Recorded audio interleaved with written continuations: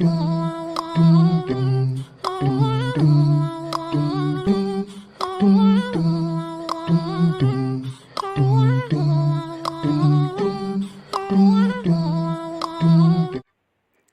عليكم ورحمة الله تعالى وبركاته. حبيباتي في الله، مرحبا بكم مع أم لبراس. اليوم إن شاء الله جبت لكم القريوش تاع الوردة بشكل راقي رائع سهل بسيط جدا. نقطع لكم شحال من كمية، أنا هنا درت كمية كبيرة، راح نشوفوا معي كيفاش درت هذه الكمية الكبيرة. والطريقة سهلة وبسيطة، يجيكم مورق مقرمش من الداخل، ولا تحبوا يجيكم مشحم وبنين كيما تاع زمان. تبعوا معايا الطريقة. واش راح نحتاج في الكمية اللي راح نديرها؟ انا راح نكيل بهاد الباطه نتاع السمن. ندير الباطه هذيك الصغيره كامل تاع السمن، من بعد نزيد لها قيس واحد 2 مغارف تاع زيت. من بعد بالباطه هذيك نفسها نكيل 4 كيلات فرينه تكون مغربله ومريقله. نكيل 4 كيلات فرينه هكذا بهاد الطريقه كما راكم تشوفوا. يعني كيلة سمن فيها شوية زيت ب4 كيلات تاع فرينة. ومن بعد نزيد لهم شوية الملح، ونزيد لهم مغرف كبيرة تاع الفاني، ونخلط مليح ونبسس. السمن هذاك ماذا بكم يكون غامولي، يعني ما يكونش دايب، يكون هكذاك من الباطة بدرجة حرارة الغرفة. بسسوه مليح باش من بعد ما يدير لكمش هذوك الكريات هذوك، ولا تحبوا ذوبوه شويه برك قدام النار باش ما يدير لكمش. بعدين في الكميه هذه واش رايحه نضيف؟ رايحه نضيف 2 اكياس نتاع خميره نتاع الحلوى كيما راكم تشوفوا، لانها كميه كبيره. عفوا ماشي 2 اكياس، نقول لكم 2 مغارف، قلت 2 اكياس، 2 مغارف يعني قيس كيس كامل. من بعدين نجيبوا في بول، نجيبوا بيضه ومعاها كاس ماء زهر، ونخلطوهم هكذا مع بعضهم مليح. نحفر حفرة من الوسط، ومن بعد نحطها للخليط نتاعي. نزيد لها شوية خل أبيض، قيس واحد المغرف كبيرة. الخل الأبيض راح يحافظ لي على أنه القريوش تاعي يشد لي وقت أطول ويجيني أيضا مقرمش. نخلط هكذا شوية برك من الفوق. من بعد راح نجيب بول، نفس البول هذيك ندير فيها مغرف كبيرة نتاع خميرة نتاع خبز، ونزيد لها كاس ماء دافي، يكون دافي، ونخلطهم مليح مليح هذاك الماء حتى يتحل مع الخميرة. ومن بعدين رايحه نضيف الخميرة نتاعي هكذا، ونبدا نلم في الخليط نتاعي كيما هكذا، ونزيد نلمو كل مره نزيد له شويه ماء الزهر حتى يتلم بشويه بشويه حتى يتلم الخليط نتاعي. انا عاودت درت قصعه كبيره باش تعاوني في التخلاط هكذا.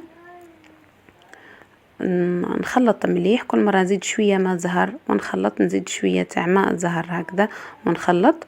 اللي ما عندهاش ماء زهر دير الماء مع روح الزهر وتخلط. ومن بعدين نلم الخليط نتاعي هكذا مليح حتى يولي عندي خليط هكذا. العجينه تاعي ملسه متجانسه طريه، ما توليش قاسيه، لازم تكون طريه باش من بعد تساعدني في الخدمه.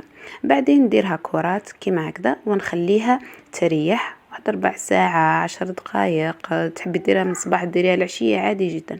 بعدين نجيب هنايا نشا كيما راكم تشوفوا، لازم باش نفتح بالنشا. نفتح العجينه نتاعي هكذا كامل، راح تفتح لي بسهوله على شكل مستطيل. نرشها بنشا. هذه اللي حبت تجيها مورقه دير هذه الطريقه. نطبق التطبيقه الاولى، ومن بعد نطبق التطبيقه الثانيه، ومن بعد نفتح العجينه تاعي. نحاول ان نقددها بحيث انهم ما يوليليش جهه مطبقه وجهه لا.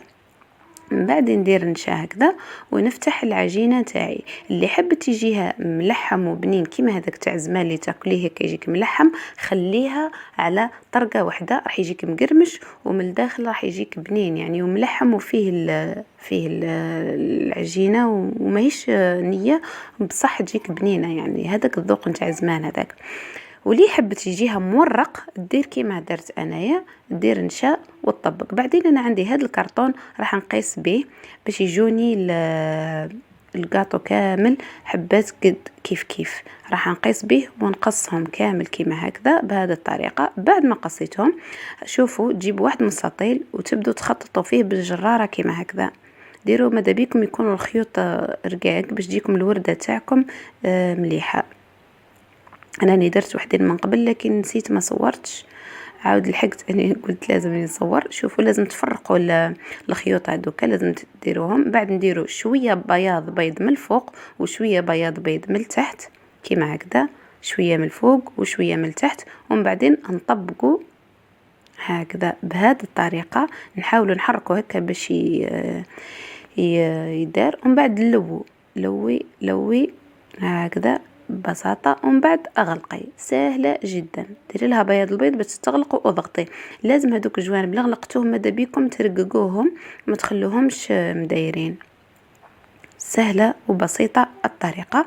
بعدين بعد ما نكمل نديرهم كامل راح نبدأ في القلي. يكون الزيت سخون، بعد ما يسخن الزيت ندير نار متوسطة، ما نديرهاش عالية ياسر. نجيب هذا العود نتاع الشواء ونبقى ندير فيه من الوسط باش تبقى لي هذيك الثقبة تاع العجينة، باش ما يتلمليش. واذا لقيت العجينة وحدة، هذوك الضفيرات وحدة فوق وحدة، نقدر بهذاك العود نبعدهم من على بعضهم. نحرك كيما هكذا بهذه الطريقة شويه برك، ومن بعد نسقيهم هكا بالزيت هكا بمغرف من الفوق باش يطيبوا مليح. وهكا بعد ما كملت الكميه كامل نجيب العسل اللي يكون شويه ثقيل، ندفيه شويه ونبدا نعسل فيهم. اكيد هنا التعسال ماذا بكم تعسلوهم كي تعودوا باش تحطوهم، بعد ندير فوقهم شويه جلجلان. ماذا بكم تعسلوهم كما قلت لكم كي تعودوا باش تحطوهم، ما تعسلوهمش يعني يمات من قبل. ولا من الاحسن انه القريوش انه يتعسل كي يعود يوجد، راح يجيكم هشيش، راح يجيكم مقرمش. تحبوا انكم كما قلت لكم يجيكم لحم ما ديروش طبقات، يجيكم رائع رائع جدا. وحتى في الخدمه تاعو ساهل وما يديش الوقت.